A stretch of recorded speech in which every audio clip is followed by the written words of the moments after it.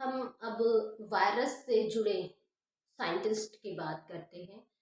बहुत ही most important इनसे questions पूछे जाते हैं, तो वायरस से रिलेटेड जो साइंटिस्ट हैं इनके बारे में हम बात करेंगे। सबसे पहले जो वायरस है इसका मीनिंग क्या है? एक्चुअली में वायरस का मीनिंग होता है वेनम, पॉइजन। आप कभी भी अगर इनको पढ़ते हैं तो पढ़ते हैं विषाणु, तो विष वाले अणु, है ना, विषाणु विष वाले अणु।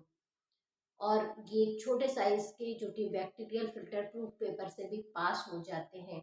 इनका मीनिंग होता है वेनम, पॉइजन। इसीलिए तो ये डिजीज कॉज करते हैं। और डिजीज कॉज करने वाला जो भाग है वो न्यूक्लिक एसिड होता है। तो प्रोमिनेंट साइंटिस्ट की हम बात करेंगे। सबसे पहले जो टर्म वायरस है ये किसके द्वारा दिया गया? टर्म वायरस दिया गया पाश्चर के द्वारा। याद रखना, टर्म वायरस किसके द्वारा दिया गया?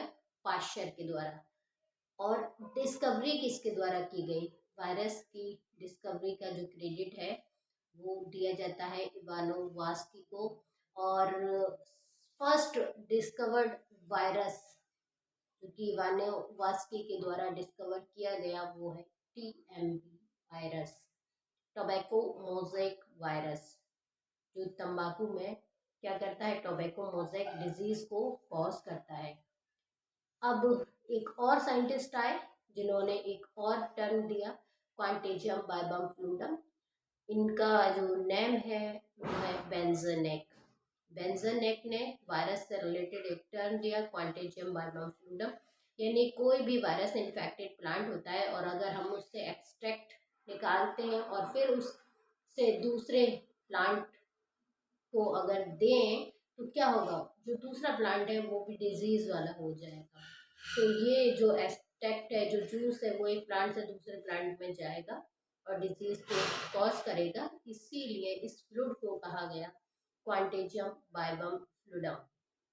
और ये किसके द्वारा दिया गया? बेंजनेक के द्वारा। इसके बाद एक और साइंटिस्ट आए जिन्होंने वायरस को क्रिस्टलाइज्ड फॉर्म में आइसोलेट किया और इनका नाम है स्टैनले। क्या नाम है? स्टैनले। और स्टैनले ने क्रिस्टलाइज्ड फॉर्म में बताया कि ये जो वायरस है ये प्रोटीन और न्यूक्लिक एसिड के बने होते हैं। यहाँ जो प्रोटीन भाग होता है वो ज़्यादा होता है और न्यूक्लिक एसिड वाला भाग कम होता है। याद रखना है, किसने दिया? स्टैनले ने दिया। और स्टैनले ने क्या बताया कि प्रोटीन भाग ज़्यादा होता है वायरस में और न्यूक्लिक एसिड भाग कम होता है। तो सभी साइंटिस्ट को याद रखना है और वीडियो को लाइक भी करते रहना है।